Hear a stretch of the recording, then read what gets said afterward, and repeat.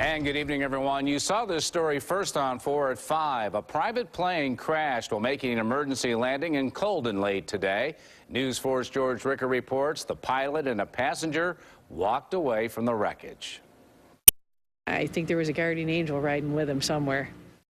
It happened just before 4 p.m. Pilot Tom Treharn of South Wales was making good on a promise to take a 17-year-old boy he knows from Orchard Park Wesleyan Church on a plane ride. They took off from Lancaster Airport, but somewhere over Colden, the engine on the four-seater plane suddenly cut out.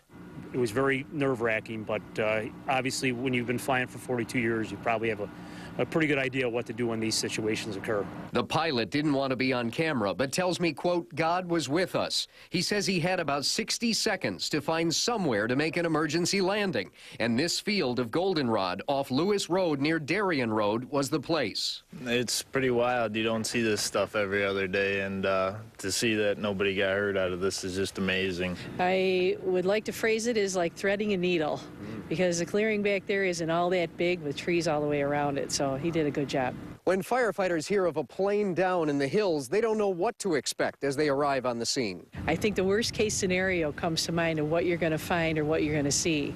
So we prepared, a lot of things run through your mind. We prepared for the worst and luckily found the best. Both the pilot and the 17-year-old walked away unhurt. It was the boy's first plane ride, and even after this, he says he'd like to give it another try someday. It's good that he was not over a populated town. Oh, extremely lucky.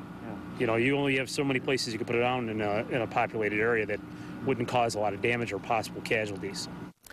Now, that plane has a damaged wing and propeller. The FAA will now investigate. Reporting live, George Rickert for the 10 o'clock news.